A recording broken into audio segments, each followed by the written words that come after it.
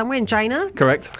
And then stayed long enough to fill our bookshelves with bestsellers like Notes from an Even Smaller Island, Final Notes from a Great Island, and Be My Baby. And he's taken us on hilarious walks through HDB estates, jungle treks, football fields, even the perils of parenthood, with, of course, your trademark wit and a knack for finding humor in the everyday. So please welcome someone who's taught us to laugh at ourselves. That's what I love about you, Neil. Thank you. Can I ask, who wrote that intro? Me. Right, that's it. If my agent is listening, you're fired. You're fired. Because I've never had an intro as good as that. Okay, I give myself claps.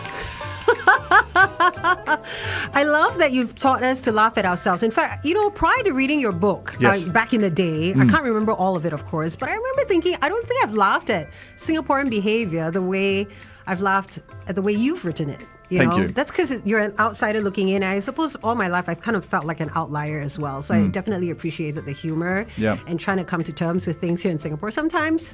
So tell us about your new book, Complete Notes from Singapore. Well, it's all because of you. It's because of Singaporeans. This trilogy first came out in the early 2000s. It's never stopped selling. Singaporeans to this day ask me about the book. Are the stories true? Did you make them up? So this is me going back, looking at the stories, proving once and for all that they are true. For example, this is absolutely true, Carol. Last year, I was at a men's urinal and a very, very prominent politician, I can't say his name, I'll tell you off air, but he was standing next to me and he said, Neil, love your books.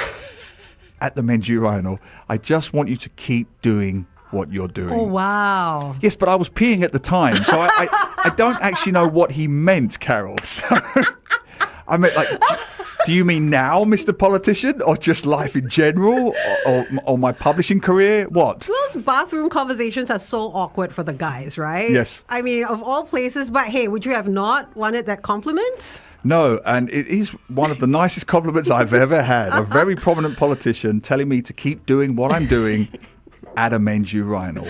Definitely a very memorable one. You're never going to forget that. Never. You should put that in your book. Your next book. It might be in this one. I might have mentioned it in this one. So right. I either get that or I get the funeral thing. As you know, the most famous story in my books, my very first night in Singapore, 20th of November, 1996. My Singaporean Chinese friend told me what a hawker centre was. He told me to find one. I found one, 2 o'clock in the morning. Sat down, started eating the peanuts on the white paper plate, drank the chrysanthemum tea. I thought, isn't it great? Hawker Centre gives you free food. Only later did I realise it was a Chinese funeral. Oh my gosh. How did you get there? It was across the road. It was across the road. So you just wandered in and sat yourself down and thought, this is great. Wow. First night in Singapore. Me and my Angmo friend. I'm very tall. He's very short. We look like we've been evicted from the Angmo circus. Cross the road. Toa Payoh Lorong 8, I went from block 230 to block 229, where there was, in commas, a coffee shop, people sitting at tables, eating and drinking. Me and this other blur Angmo, we sit down, 2 a.m, eat the peanuts, drink the tea. People are staring at us. And first I'm saying, why is everybody in white? They've all got white T-shirts on. Is this like a tribute? Was he a footballer or something? Right. What is going on? I thought it was a football party. Finally, my friend spots the poor man laying at rest at the far end, as you know, in the altar. And I shouldn't even say what he said, but it is in the book. He jumped up and said, and I quote, "This is some sort of Asian cannibal ceremony. Oh my gosh. They're going to eat him." What? This is 1996 though. Come on. Seriously? People think I make it up. The kids think I make it up. Pre-internet, pre-social media, pre-YouTube. We had no evidence. I didn't know what Hawker Centre looked like. I had never even seen a photograph. My friend just said people eat underneath the block. It's called a void deck. Yeah. I'd never seen a void deck. There'll be lots of people sitting at tables, red plastic chairs, eating food. Yeah. Well, that's what they were doing. They were sitting around tables. The white T-shirt thing was a bit odd, but they were doing everything I said. The worst part, my friend said, there's no menus anywhere.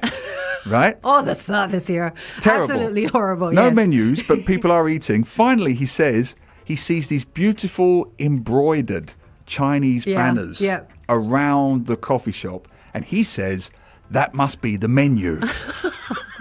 So if someone in a white T-shirt does approach, we'll be polite, smile, and just say, I'll eat that Oh one. my gosh. It could be hor fun, kway teow, chicken rice, Oh my zita. goodness. We'll just take potluck and just say, we'll eat that one. Okay. Now, is that in your book? Of course. Okay. When I die, Yes. I'm going to be known as that Ang Mo at the funeral. That's it. Or That's that Ang Mo that wrote that book. Yeah, that book, that Yeah, one. Neil something. Neil Humphreys is his name. It's Complete Notes from Singapore. That's the book we're talking about today. We're live on Facebook, by the way, and there's a chance for you to win a signed copy of Neil's book. He is holding it up to the camera right now, so if you want to take a look, come join us Shamelessly. on Facebook. And if you want to win a copy, just drop us a WhatsApp, 88550913. Tell us why you want to win, or you could do that as a comment on our Facebook Live as well, okay? We're going into a song from Paula Abdul. Join us on Facebook, and we'll be back with more of Neil in just a little bit. Can't wait to hear what kind of trouble he's been into here in Singapore. That's next. Hi, everyone on Facebook. Thanks so much for joining us. This is Neil. Hi, Neil. This is my first time meeting you in person, I think. I'm scared to talk. I can talk, right?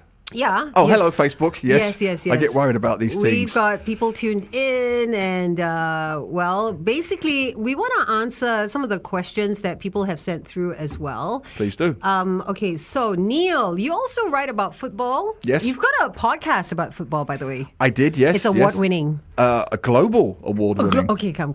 I don't like to be Howley End, but More applause. thank you. Yes. Thanks for setting me straight there. Okay, so someone wants to know, how can local football relive its past? I'm a diehard local fan who watches football live in the stadium weekly, and the number of fans is pathetic and the enthusiasm is dull. So how can we bring it back to its glory days, so to speak? I love the question. I love the enthusiasm. All I would say is a bit controversial. If we want to relive our past, we have to stop living in the past. I mean, every time I speak to football fans, they say, wow, Fandi Ahmad, Abbasad, all these great players, Stephen Tan, Lim Tong Hai, Kwak Kim Song, all the players from last time. Great players, legends. I don't like to brag, but Fandi Ahmad, good friend of mine, my kaki. Yeah. But we have to move forward. Yes. Look at his children. Look at other children playing.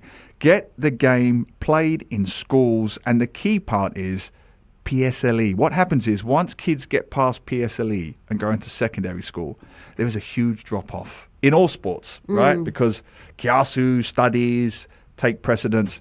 We've got to try to work it in such a way that we can balance our studies post-PSLE with our football, because they are the critical developmental years for all sports, right? Yeah. And we lose them. There's such a big drop-off. So we do have the talent. It's a bit of a myth that we don't have the talent. And I've never bought this argument, we're too small. We have a much bigger population than Iceland. Yeah. And they have like 18 hours of darkness in the winter. They've got a really top-notch football team, right? Qualify for World Cups regularly. Yeah. You can't blame population. You can't blame climate. Many hot countries qualify for World Cups. South America being the most obvious. They literally have the same climate and humidity as we do. Brazil doesn't have any problems qualifying with a humid, tropical, humid climate. So that's not an issue. Weather's not an issue. And size is not an issue. Do you know the average Singaporean male height is identical to a certain Lionel Messi? No. The greatest wow. footballer who ever played. I think it's about 5'8" or 9. Don't quote me. But whatever Lionel Messi's height is, matches the average Singapore male height. Oh, that's definitely something to think about. Can't blame weight, can't blame height, can't blame physique, can't blame weather, can't blame size. We've just got to apply ourselves and balance the kiasuism with the sports. Yeah. We have the talent. Have you met Fandi Ahmad before? Many times. And so one time I sat down with him and I asked him, I said, why aren't we doing so well in Singapore anymore? And he goes back to the kampung days. Back in the day, we used to eat, breathe, live football. It was all over. I mean, kids, what did they do when they came home from school? Play football. In school, they're playing football.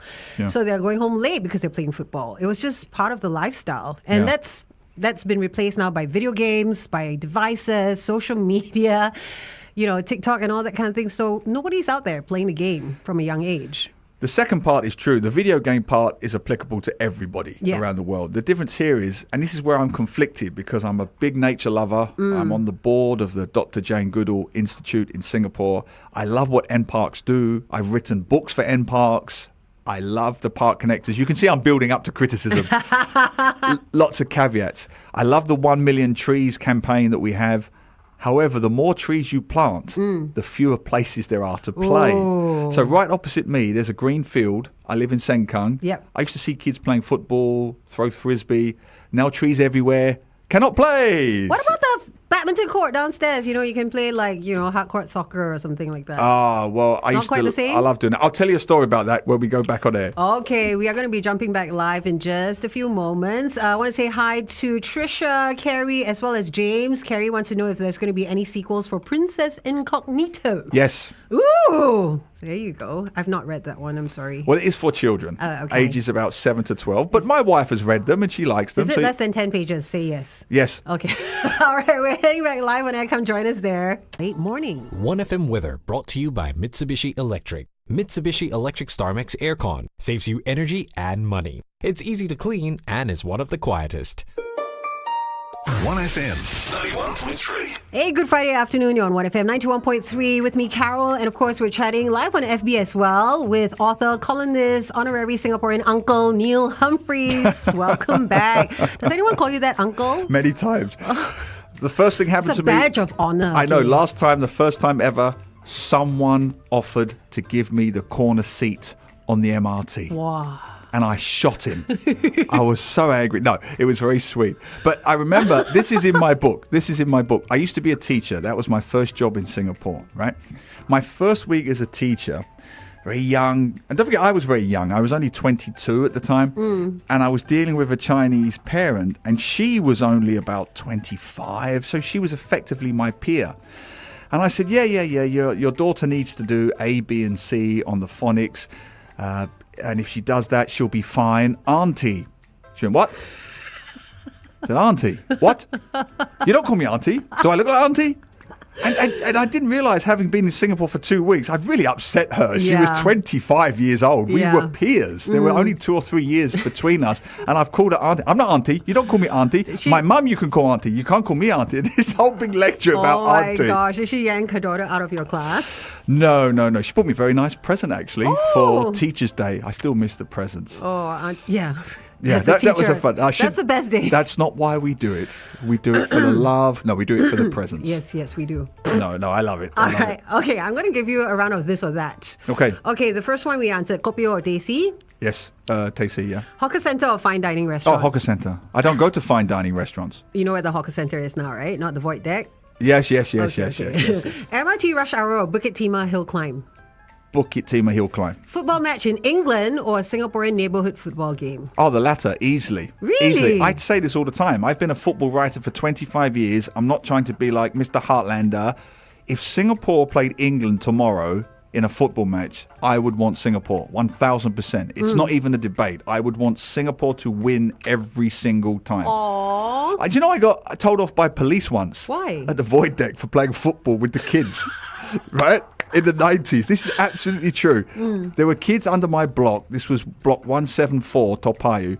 I'd come home from work. I was a grown-up, Carol. I was an adult, dressed smartly. And I'd see the kids playing the kakis. I couldn't resist. So we'd be playing amongst the bike racks and everything. And the police would come and they'd be very good. Hey, come on, leave it, stop. Okay, fine. But I would keep doing it. And eventually I was still doing it when I was a sports reporter with the Straits Times. And one time I was playing, we got caught. This young policeman said, hey, Ang Mo, come on, you're ST now, cannot. What are you doing? Cannot. You get your company in trouble. Yeah. All right, so then that leads me to my next question. HDB void deck or rooftop garden? HDB void deck. Hey, come on, rooftop garden, grow your own veggies? No? I thought you were the whole nature guy. No, I retract my statement, Carol. You're correct. I go with the rooftop gardens. Jane Goodall is proud. We should have rooftop gardens everywhere. And then maybe a little corner for football. Yes. On the grass. Crocodile spotting or snake spotting? Both. I've seen both. Really? Yeah, I've seen cobras before. I went to Kampong Silat once and I spotted a cobra there, a black spitting cobra, right by my foot. And I tried to shout, this is true story, I tried to shout the word help. But you know when you get scared and your voice just goes. So I was just going, and there was a cobra beside me. And the more I tried to shout help, the only word that came out was And I've also seen crocodiles at Sungai Buloh. Yeah. Many Well, the times. Common girls are proud of you. Thank you. Yeah. Thank you. Thank you. Okay, last one. Early morning kopi or late night supper? Oh, late night supper. Where'd you like to go? That's my old journalist days. You know, we used to always go for makan after we put the newspaper to bed in the old days, and we'd go for late night supper makan. I used to go a lot to the place near Kallang Stadium. You know the famous Prata place? I think it's near the Kallang MRT. It's open 24 hours. We go there. I like going Jalan Kayu late at night. There's a 24-hour coffee shop just opposite me in Upper Serangoon. Okay. Any late night coffee shop I go. Right. There are some nice coffee shops there with good food as well. And okay, Government wants to know this one. Maybe we'll play a song. We'll come back and we answer this one. Okay. Come join us on Facebook Live. In the meantime, it's 1FM 913. And of course, not too late for you to text in and tell us why you want to win a copy of Neil's latest book, Complete Notes from Singapore. Back in a bit.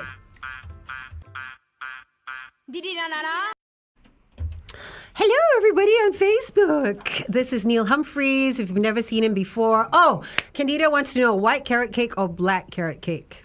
Black Oh, carrot. not black and white like a Michael Jackson. Cake. No. I like it dark. I like it wet. I like it thick. And where do you go for that? This is a sacrilege, I know. I'm not a big food connoisseur. I'll just eat anything anywhere. And I'm also vegetarian. So I'll eat it anywhere. I don't have a special place. Do you? For carrot cake? For carrot cake, well, I just go with the convenient one that's at East Coast Food Center. Okay. Yeah, because it's just the closest. But it's also not bad. So That's a why. great location. Yeah, it is. I used to live in Bayshore Park, and just across from me was obviously that East Coast Nice. hawker centre. The That chicken was great. wings, the satay. Very good. So good. Oh, can you eat satay? You Not can't. anymore. Oh, oopsie. Vegetarian. But I know it's very good. Yeah, it's the best. Well, more bacon for me. Yes. Fried hor fun or char kway teow? Oh, hor fun. Okay. I like it soupy. I like all my food soupy and wet. I'm not a big dry food person. I love soupy, wet, hor fun, lots of egg, lots of vegetables. Very happy. That's very Singaporean, you know, the soupy stuff. Yeah. I don't like dry food. Okay. And this one, she's also asked, kopi O or teh C? And you've Teh gone C. with- Okay, prata plaster or prata telur? Both. I'll eat them all. But for me, I like a bit of protein. And because I'm vegetarian, I'm mindful of the protein. My greedy one is 3-egg prata. That's my go-to. 3-egg prata with dal. Lots of dal on the side. Oh, Yeah. 3 eggs. And you know what? That's a lot. I've It's very never heavy. stopped to think about adding eggs in the prata telur. I've never stopped to think No, about I'm that. just saying, no, not that. I just have regular egg prata. That's my favorite. Egg prata Right. basic. Oh, I yeah. thought you were like zhenging it and adding like No, more no, eggs. no, I'm no, just no, like, no. can No, you do no, that? no. It's like, my mind is blown. How No, have I no. never I thought wish, about... no. That's my go-to. Standard egg prata, 3 of them, dal. Okay. All right. So if you had to sum up Singapore in one punchline, what would it be? 7-Eleven. Why? I said in one of my books, and I mean this as a compliment, Singapore is one big 7-Eleven. It's a 24-hour city. It's always open. It's always safe. You can always get what you want. Sometimes it's a bit more expensive. You pay the price for that premium of it being on every shelf. We are one big 7-Eleven. Oh my gosh, that's a good way of thinking It's about quite it. profound, isn't Yeah. it? So if you think of 7-Eleven, you can go anytime, day or night. It's not as cheap as other countries or shops, Yeah. but you're paying for that additional security, safety, efficiency, so on. And Convenience. Convenience. So if you think of Singapore's 7-Eleven, you want wildlife? We have it. We don't have as much as Africa, but we have it. You want greenery? We have it. We don't have as much as Indonesia or Malaysia? We have it. You want a funky city? We have it. Yeah. It may not be as funky as London or New York or Paris or Yeah. even Tokyo, but we have it. You want shopping? We have it. Maybe not like pick a city, but we have it. So we have everything that the rest of the world has. We just have it smaller and more bite-sized. Iconic mountains. Yeah, we have Bukit Timah, which is about 260 something above sea Hey level. man, if it's good for people training for Nepal and Yeah, Everest. so we don't have mountains, but we have Bukit Timah, right? We don't have the Amazon, but we have Sungai Serangoon, you know. Okay, we're going to be diving back live on air. Come join us there for our very last chat, our talk set with Neil Humphreys. And of course, tell us why you want to win his book. That was Wakefield and Saturday night here on 1FM 91.3 Good Times Greatest Hits. In the studio, chatting live on Facebook as well with Neil Humphreys. And of course, we're talking about your latest book and all the other fun stuff that comes along with writing a book and living the experience that gives you a book. Complete notes from Singapore. Neil, in the book, you talk about falling in love with the island through its chaos and charm. Was there a particular moment or place that made you think, yes, this is home, truly? Oh, we're all getting very Dick Lee now, aren't we? Yes. Say that is your favorite Singapore song. Of course it is. It's everybody's, right? It's nothing specific. It's more of a visceral, deep, honest thing. When I fly back to the UK, where I'm from, to visit family, it's fine. I know my way around. And I go into Heathrow, and like every Singaporean, I moan about the weather. I moan about the cold. I moan about the inefficiency. That's very Singaporean. When I come across the South China Sea and you cross Malaysia or Bintan, whichever way you're coming in, and you head towards Changi, it just feels home. Yeah. It hits different. And don't forget, I left for a while and I went to Australia. And after about 2 years, I realised I'd made a mistake. And I got homesick for Singapore. Wow. Not England. Never England. No disrespect to my homeland. Yeah. But and my wife was the same. Whenever we land back at Changi Airport, we see the trees, we see everything, we see the Changi village. It's home. And it really is as simple and as profound as that. It's just home. Warts and all. Look, I can tack on Singapore like anybody else. I can complain like everybody else. We know what Singapore is, warts and all. But if anybody else criticizes Singapore, the gloves are off. Oh. And you know, right? That's how you know. Like I'm very fortunate. My books are sold in Malaysia, and I go up to Malaysian schools, and I love it there, and I meet lots of wonderful Malaysians. As soon as we sit down after coffee shop, I look at my watch. 5, 4, 3, and I wait for the first negative Singapore comment. You know, that little gentle cross-causeway rivalry. And I will take one or two, but by about the third one, I can feel myself ready to defend Singapore against the Tekanin from Malaysia. Even though it's gentle ribbing, you just feel this need to defend your home. And I think that's the way you sum up how you feel about a place. Have you gotten a pink IC yet?